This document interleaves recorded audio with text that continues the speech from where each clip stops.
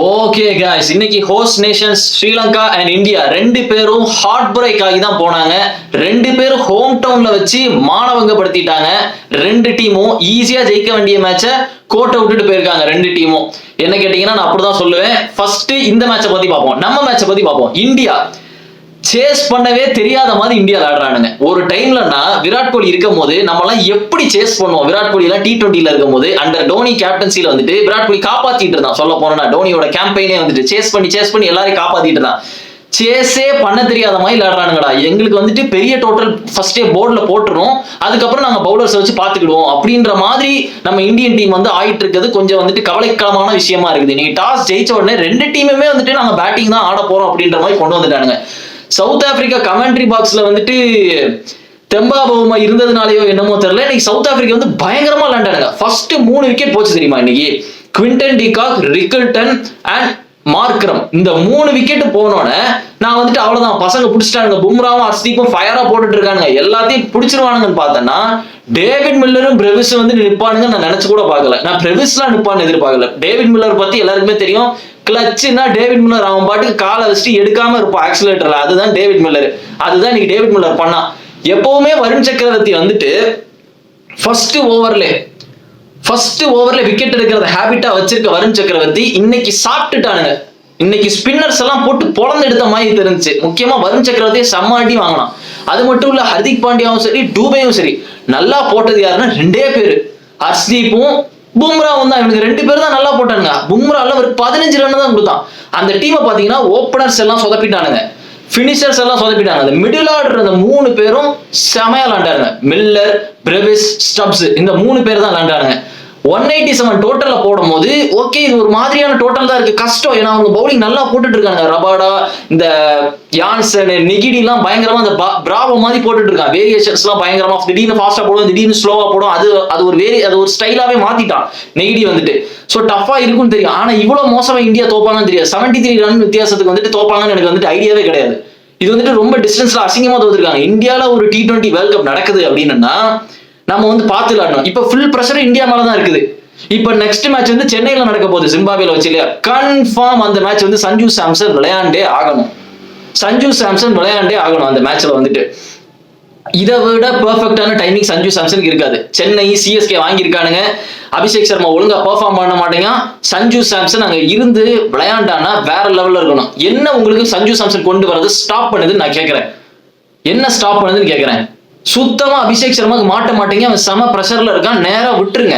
இன்னைக்கு மேட்ச் ஆரம்பிக்கும் போது இஷான் கிஷனும் அபிஷேக் சர்மாவும் ஓப்பனிங் வந்தாங்க. எய்டன் மார்க்கரம் வந்துட்டு ஆக்சுவலா பவுலிங் போட வந்ததே வந்துட்டு அபிஷேக் சர்மா ஸ்ட்ரைக்ல இருப்பான் அப்படின்னு தான்.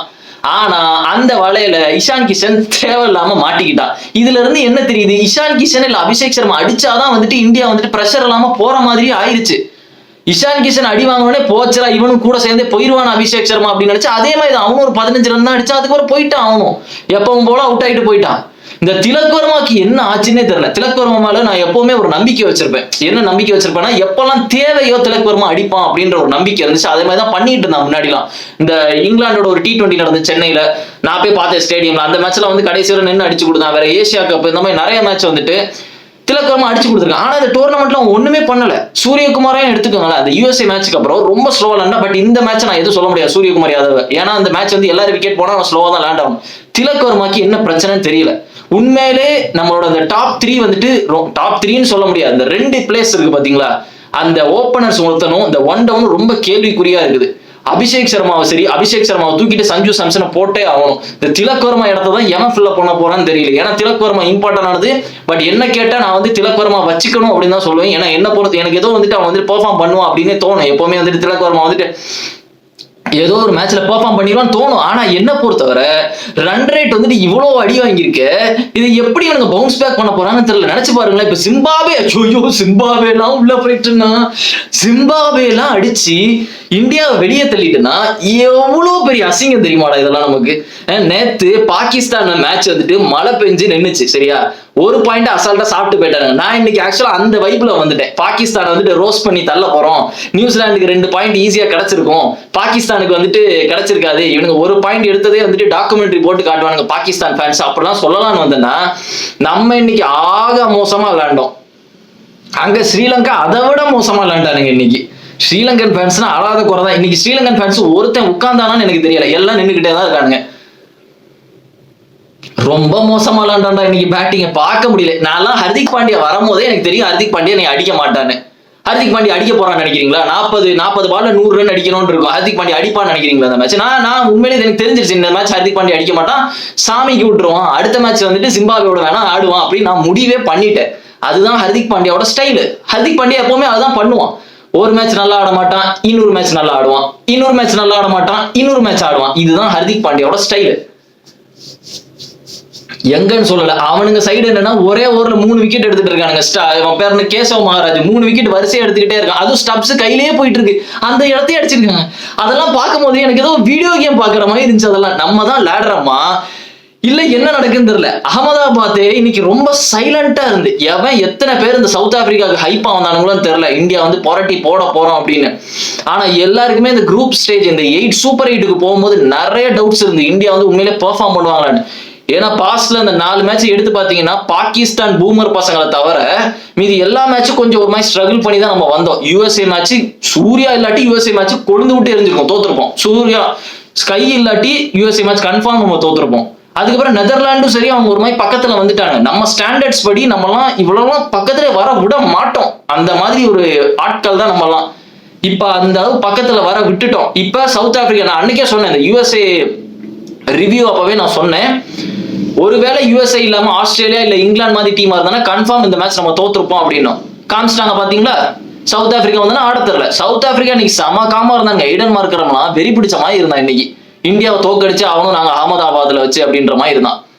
சோ இதுல இருந்து என்ன தெரியுது, நெட் ரன் ரேட் வந்து செம்மாட்டி வாங்கிட்டு இந்தியாவுக்கு. இப்ப எப்படி இதை ஏத்த போறானுங்கன்னு தெரியல. இப்ப ஒருவேளை நினைச்சு பாருங்களேன், நெக்ஸ்ட் மேட்ச் ஜிம்பாப்வேயோட சென்னையில வருது. அந்த மேட்ச்ல ஜிம்பாப்வே நம்ம டீசெண்டா தோக்கடிச்சிட்டோம்னு வச்சுக்கோங்களேன். அடுத்த மேட்ச் வெஸ்ட் இண்டீஸையும் நம்ம டீசெண்டா ஏதோ தோக்கடிச்சிட்டோம்னா திடீர்னு ஏதோ ஒரு இதுல வெஸ்ட் இண்டீஸ் வந்து ஜிம்பாப்வேவை போட்டு புரட்டி எடுத்துட்டாங்க. நாளைக்கு வெஸ்ட் இண்டீஸ்க்கு ஜிம்பாப்வேக்கு மேட்ச் இருக்கு. வெஸ்ட் இண்டீஸ் ஜிம்பாப்வே போட்டு புரட்டி எடுத்துட்டா நம்ம வெளியே. இந்தியாவில் வச்சு ஒரு T20 வேர்ல்ட் கப் நடந்து நம்ம வந்துட்டு அது சூப்பர் 8ல வெளியே போனா அது எவ்வளவு பெரிய அசிங்கம். நினைச்சு பாருங்களா, பாகிஸ்தான் உள்ள போய் ஜெயிச்சிருவானுங்களா? அப்பா அது நைட் மேர்ரா. பாகிஸ்தான் ஒரு இந்தியா ஸ்ரீலங்கா T20 வேர்ல்ட் கப்பை அடிக்கிறது வந்துட்டு நைட் மேர் இந்தியன் ஃபேன்ஸுக்கு. அதை என்னால விஷுவலைஸ் கூட பண்ண முடியல. என்னால பாபர் அசாம கப்பு பக்கத்துல என்னால பார்க்க முடியலடா, என்னால முடியாதுடா பாபர் அசாமெல்லாம் அந்த டிராஃபி பக்கத்துல பாக்குறதுக்கு. அந்த அளவு ஆக்கி விட்டுருச்சுடா இன்னைக்கு மேட்ச். அதாவது ஏன் சொல்றேன்னா, இன்னைக்கு மேட்ச் அப்படி இருந்துச்சு. நான் வந்துட்டு சேஸ் பண்ணும் போதே நான் உண்மையிலே சொல்றேனே, எனக்கு ஒரு இது இருந்துச்சு, இந்த மேட்ச் இந்தியா தோத்துருவாங்க அப்படின்னு. ஏன்னா எனக்கு ஒரு கான்பிடென்டே வரல யார் அடிக்க போறா அப்படின்னு. இந்தியாவுக்கு வந்துட்டு சேஸ் பண்றதுல முன்னாடி இருந்தே ஒரு பிரச்சனை இருந்துகிட்டே இருந்துச்சு. இந்த அளவுக்கு தான் நான் முன்னாடி இருந்தே சொன்னேன், SSV ஜெயஸ்வால் இந்த மாதிரி கேரக்டர்ஸ்லாம் ஓப்பனிங்க்கு தேவை. ஏன்னா அவனுக்கு ஆட தெரியும், பொறுமையாவும் ஆடுவான், கிரவுண்டோடையும் ஆடுவான், தூக்கி அடிச்சு ஆட தெரியும். இந்த அளவுக்கு தான் நான் வந்துட்டு எப்பவுமே பியோர் ஹிட்டர்ஸா இருக்கவே கூடாது. எல்லாருமே பியோர் ஹிட்டர்ஸா இருந்தேன்னா ஸ்டாண்ட் பண்ண தெரியாது. விராட் கோலி பியோர் ஹிட்டரா கிடையாது, அவன் நிப்பான். அதனாலதான் விராட் கோலி மேட்சை காப்பாத்துவான். அதே இடத்துலதான் திலக் வர்மாவும் இருக்கான், ஆனா ஆட மாட்டேங்கிறான். அதுதான் பிரச்சனை, திலக் வர்மா ஆட மாட்டேங்க. பட் இருந்தாலும் நான் வந்து திலக் வர்மாவை ட்ரஸ்ட் பண்றேன். ஆனா அபிஷேக் சர்மாவை நான் ட்ரஸ்ட் பண்ண மாட்டேன் இனிமேல். அவன் வந்துட்டு 1 hit wonder மாதிரி ஆடுறான். நான் அடிச்சா வந்துட்டு நான் பெரிய இன்னிங்ஸ் தான் ஆடுவேன், இல்ல டக் அவுட் ஆயிட்டு போறேன் அப்படின்ற மாதிரி சொல்றான். எல்லாரும் வந்துட்டு அபிஷேக் சர்மாவை விராட் கோலியும் உடனே கம்பேர் பண்ண ஆரம்பிச்சிட்டாங்க. விராட் கோலிக்கும் இந்த மாதிரி ஒரு டவுன்ஃபால் இருந்துச்சு. அதுக்கப்புறம் விராட் கோலி வந்துட்டு 765 வேர்ல்டு கப்ல அடிச்சாரு. அதெல்லாம் அபிஷேக் சர்மா அடிப்பான்னு நினைச்சு பாக்காதீங்க சரியா? விராட் கோலி வேற, அபிஷேக் சர்மா வேற. அபிஷேக் சர்மா வந்து பியூர் டைமிங்கை நம்பியே போயிட்டு இருக்கான். பிளாஸ்ட் பாம் மாதிரி தான் விளையாண்டுட்டு இருக்கான். அவன் கன்சிஸ்டன்சியே இல்லாம விளையாண்டுட்டு இருக்கான். என்ன பொறுத்தவரை சஞ்சு இறக்கங்க ஒரு சான்ஸ் கொடுத்து பார்ப்போம் சென்னையில வச்சு அப்படின்றதான் நான் சொல்லுவேன். ஏன்னா இந்த லாஸ் வந்துட்டு ரொம்ப பெரிய அடி வாங்கிட்டு நாளைக்கு ஜிம்பாப்வேக்கு வெஸ்ட் இண்டீஸ்க்கு நடக்க போறதுல எப்படி இருக்கும்னு எனக்கு தெரியல. பார்ப்போம் அதுல ஏதாவது நடக்குதான்னு. அது மட்டும் இல்ல, ஏன் வந்துட்டு நான் இப்ப லாங் ஃபார்மேட் வீடியோ போடல அப்படின்ற கேள்வி நிறைய பேருக்கு இருக்கும். சில பேர்லாம் கமெண்ட்ல கேட்டீங்க, ப்ரோ ஃபுல் வீடியோ போடுங்க அப்படின்னு நிறைய பேர் கேட்டிருந்தேன். ஏன் நான் போடுறது இல்லை அப்படின்னு நான் சொல்லிடுறேன். ஏன்னா யாரும் பார்க்க மாட்டேங்கிறாங்க. எனக்கு எக்ஸாஸ்ட் ஆகுது. இந்த சேனல்ல இருந்து நான் 1 பைசா கூட இதுவரை நான் சம்பாதிக்கல. அதுதான் உண்மை. இத்தனை வீடியோ போட்டிருக்கேன்ல, இதுல இருந்து நான் 1 பைசா கூட நான் சம்பாதிக்கல. நான் போட்ட வீடியோக்கு ஏற்ற வந்து அந்த ஃபேமோ எதுவும் நடக்கல, வெளியே ஷேர் பண்றதோ எதுவும் நடக்கல. இப்போ ஒரு சோசியல் மீடியால இன்ஸ்டாகிராம்ல தெரிஞ்சாதான் நமக்கு வந்து சேனல் இருக்க தெரியும். அது மாதிரி நடக்கல. எனக்கு எக்ஸாஸ்டா இருக்கு. ஒவ்வொரு வாட்டி இந்த லாங் ஃபார்மேட் வீடியோ போடும்போது எனக்கு டயர்ட் ஆயிருது. போட்டு யாரும் பார்க்கல, நல்லா லாஸ்ட் அந்த டபுள் சூப்பர் ஓவர் நடந்துச்ச சவுத் ஆப்பிரிக்கா வர்சஸ் ஆப்கானிஸ்தான்லாம் ரொம்ப வந்துட்டு எப்படி சொல்றது ஹாப்பியா போடுவேன். ஆனா அது வந்து யாருமே பார்க்க மாட்டாங்க, ஒரு 400 பேர் தான் பார்த்திருக்காங்க. அப்படிங்கும் போது எனக்கு டிசப்பாயிண்ட் ஆகும். நான் வந்து வீடியோ போட மாட்டேன், இந்த மாதிரி சேனலே மூடிடுவோம் அப்படின்ற ஒரு சிச்சுவேஷன் வந்துடும். ஆனா அதனால தான் நான் ஷார்ட்ஸா போட்டுட்டு இருக்கேன். பட் இந்த மேட்சுக்கு ஷார்ட்ஸ் போட முடியாது இல்லையா, இந்தியா வந்து அவ்வளவு மோசமா பெர்ஃபார்ம் பண்ணிருக்காங்க, ஃபுல் வீடியோ தான் போட்டு ஆகணும். அதனாலதான் நான் வந்து ஷார்ட்ஸுக்கு போயிட்டேன். ஷார்ட்ஸுக்கு போயிட்டேன்னா நிறைய பேர் பாக்குறாங்க, அது ஒரு ரீசன். நான் வந்து ஷார்ட்டாவே மேட்சை முடிச்சு நானும் என்ஜாய் பண்ண மாதிரி இருக்கும், கிரிக்கெட்டை வந்து நானும் பார்த்த மாதிரி இருக்கும், உங்களுக்கும் ஒரு ஷார்ட் டேர்ம்ல வந்துட்டு ஒரு நீட்டா பார்த்த மாதிரி இருக்கும். எல்லா மேட்சும் நான் உட்காந்துட்டு காய்ச்சி மூச்சு கத்துனா எனக்கும் டயர்டா இருக்கும், உங்களுக்கு வந்துட்டு ஒரு மாதிரி இன்ட்ரெஸ்டே இல்லாத மாதிரி போயிடும். ஸோ அதனாலதான் நான் பண்ணிட்டு இருக்கேன், வேற ஒன்றும் இல்லை. அது மட்டும் இல்ல, ஸ்ரீலங்கா வர்சஸ் இங்கிலாந்து கதைக்கு நான் வந்துடுறேன். ஸ்ரீலங்கா வர்சஸ் இங்கிலாந்து, நான் இது 100% ஸ்ரீலங்கா ஜெயிச்சிருவாங்க அப்படின்னு நினைச்சேன். வெறும் ஒரு 145 தான் டோட்டல் அப்படின்னா, ஃபர்ஸ்ட் இந்த பிச் வந்துட்டு ஒரு மாதிரி ஸ்லோ பிச் தான். இந்த பிச்சில் சால்ட் வந்துட்டு எப்படி 60 ரன் அடிச்சான்னு எனக்கு தெரியல. சால்ட்டோட ஸ்டைலுக்கு சால்ட் வந்து நீங்க ரொம்ப வருத்தப்பட்டு விளையாண்டுட்டு இருந்தான். ஏன்னா எப்பவுமே சால்ட் தான் ஃபர்ஸ்ட் அவுட் ஆகும். இன்னைக்கு சால்ட் கொஞ்சம் டிஃப்ரெண்டா சால்ட் நின்றுட்டு இருந்தான், எல்லாரும் அவுட் ஆயிட்டு இருக்காங்க, இவன் மட்டும் நின்றுட்டு இருக்கான். அன்யூஷுவல் ஆஃப் சால்ட் மாதிரி இருந்துச்சு. எப்பவுமே சால்ட் அவுட் ஆனா சால்ட்டுக்கே ஒரு மாதிரி இருக்கு, என்னடா என்ன இப்படி ஆட விட்டுட்டு இருக்கீங்க அப்படின்னு. பத்ரிநாத் மாதிரி ஆட விளையாண்டுட்டு இருக்கேன். பத்ரிநாத் மாதிரி தான் கிடையாது, அவர் வந்துட்டு பியூர் டெஸ்ட் பிளேயரு, அவர் ஐபிஎல்ல டெஸ்ட் மேட்ச் ஆடுவாரு, அது வேற. பட் எப்படி சொல்றது, அவனோட ஸ்டைலுக்கு வந்துட்டு எப்பவுமே வருவான், அவன் தான் ஃபர்ஸ்ட் அவுட் ஆயிட்டு போவான். இன்னைக்கு வந்து எல்லாரும் அவுட் ஆயிட்டு போறாங்க. அந்த சைடு பயங்கரமா பவுலிங் போடுறானுங்கப்பா, பயங்கரமா போட்டானுங்க. தீக்ஷனாலாம் இன்னைக்கு திடீர்னு தீக்ஷனாக்கு வந்துட்டு ஒரு மாதிரி ஒளிவட்ட வந்துருச்சான்னு தெரியல. தீக்ஷனாவா இருந்தாலும் சரி, வெள்ளாளைகவா இருந்தாலும் சரி, வேற மதுசங்கா, எல்லாருமே இன்னைக்கு நல்லா போட்டாங்க. ஸ்ரீலங்கன் ஃபேன்ஸ் எல்லாம் செம ஹைட், ஈஸியா வின் பண்ணிடுவாங்க அப்படின்னு நினைச்சேன். நானும் அப்படிதான் நினைச்சேன். பரவாயில்லையப்பா ஸ்ரீலங்கா வந்துட்டு ஈஸியா வின் பண்ணிடுவாங்க அப்படின்னு பார்த்தோன்னா பேட்டிங் வரானுங்க, என்னத்த விளையாடுறானுங்கன்னே தெரியல. அப்படிதான் இருக்கு அவனுங்க பேட்டிங் மொத்தமே. நிசங்காவும் குசால் மெண்டிஸை கண்டெயின் பண்ணி தான் இருக்கு. இவனுங்க தான் பவர் ஹிட்டர், இவனுங்க அடிச்சானா மீதி எல்லாரும் அப்படியே வந்துடுறானுங்க. ரத்தநாயக்கெல்லாம் எதுக்கு அந்த ஷாட் ஆடணும்னே தெரியல. இன்னைக்கு பவர் பிளேலே மேட்ச் முடிஞ்சிட்டு 5 விக்கெட் ஆர்ச்சர், வில் ஜாக்ஸ், அவ்வளவுதான். இதோட வில் ஜாக்ஸ் 3வது மேன் ஆஃப் த மேட்ச் வாங்குறான்னு நினைக்கிறேன் இந்த டோர்னமெண்ட்ல. 3வது மேன் ஆஃப் த மேட்ச் நினைக்கிறேன். சூப்பரா விளையாண்டுட்டு இருக்கான் வில் ஜாக்ஸ். பவர் பிளேலே 3 விக்கெட் எடுத்துட்டான், ஆர்ச்சர் 2. இந்த 5 விக்கெட் போனேன்னு நான் கன்ஃபார்ம் பண்ணிட்டேன். இதுக்கு மேலாம் ஸ்ரீலங்கால யாருமே கிடையாது பேட்டிங் பிடிக்கிறது அப்படின்னு நான் முடிவு பண்ணிட்டேன். 95 ரன்னுக்கு ஆல் அவுட் ஆகிட்டானுங்க. ஆனா அதை விட நம்ம மோசமா தோத்தோம் அகமதாபாத்ல வச்சு, அதை நம்ம ஒத்துக்கிட்டு தான் ஆகணும். பட் ஸ்ரீலங்காவும் ஒரு மாதிரியா தான் தோத்துருக்கானுங்க. ஃபேன்ஸ் எல்லாம் செம்ம டிசப்பாயின்மெண்ட். எந்த ஸ்ரீலங்கன் ஃபேன்ஸ் பார்த்துட்டு இருக்கீங்கன்னா உங்களுக்கே தெரியும், இன்னைக்கு மேட்ச் வந்து நீங்க தோக்குன்னு நினைச்சீங்களா? எல்லாரும் என்ன நினைச்சீங்க, நிசங்கா வருவான், ஒரு 50 போடுவான், குசால் மெண்டிஸ் வருவான், ஒரு 30 ரன்ஸ் டப்பு டிப்புன்னு அடிக்க போறான், அதுக்கப்புறம் சனக்கா எண்ட்ல வந்துட்டு ஒரு 3 6 அடிக்க போறான் அப்படின்னு நினைச்சிருப்பீங்க. எதுவுமே நடக்கல. அதுதானே, எதுவுமே நடக்கல. இங்கிலாந்து வந்து டாமினேட் பண்ணிட்டாங்க. இங்கிலாண்டும் சரி சவுத் ஆப்பிரிக்காவும் சரி, 2 பேரும் 2 ஹோஸ்ட் நேஷன்ஸையும் போட்டு நீ மரண அடிச்சு கவுத்து போட்டுட்டானுங்க, வீட்டுக்கு போங்கடா அப்படின்ட்டு. ரொம்ப ஓவர் கான்பிடண்டா வந்தோம்ல. சொல்ல போனா 2 டீமும் ஓவர் கான்பிடண்டா தான் வந்தோம். ஸ்ரீலங்காவை பத்தி நான் ஒரு விஷயம் சொல்றேன். ஸ்ரீலங்கா ஒண்ணு இந்த டோர்னமெண்ட் நல்லா விளையாடல, நான் உண்மையை சொல்றேன். ஸ்ரீலங்கா உருப்படியா விளையாண்ட ஒரே மேட்ச் தான் ஆஸ்திரேலியா மட்டும்தான். மீதி எல்லா டீமும் சின்ன டீம்.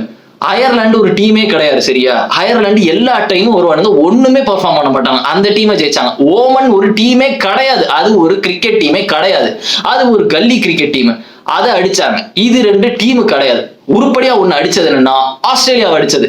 சூப்பரா விளையாண்டாங்க அந்த டே. வந்துட்டு யார் ஸ்டார் ஆஃப் த டேனா நிசங்கா பிளாஸ்ட் பண்ணா. நிசங்கா வந்து ஃப்ளோ ஸ்டேட்ல இருந்தா ஆஸ்திரேலியாவை அடிச்சு ஆஸ்திரேலியா வெளியே தெரியாச்சு.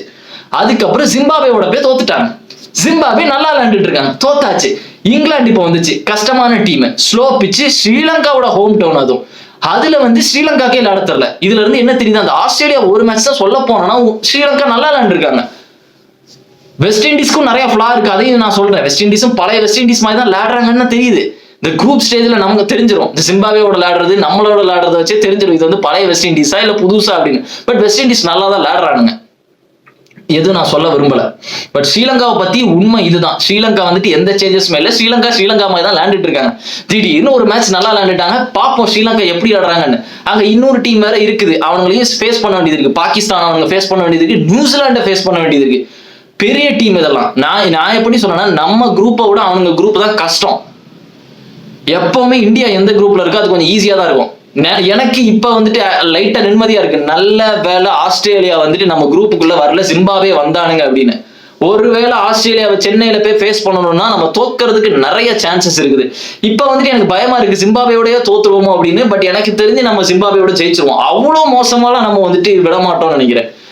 எனக்கு தெரிஞ்சு சஞ்சு சாம்சனை கூட்டு வரணும், ஜிம்பாப்வேயை நம்ம போட்டு ஈஸியா அடிக்கணும், நல்லா ஜெயிக்கணும். லாங் டிஸ்டன்ஸ்ல ஜெயிச்சாதான் நெட் ரன் ரேட்டை பிடிச்சி மேல வர முடியும்.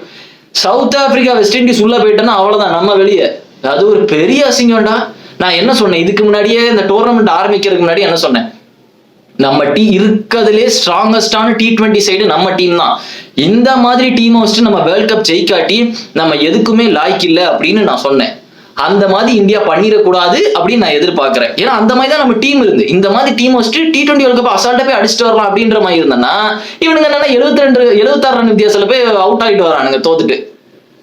எனக்கு புரியல.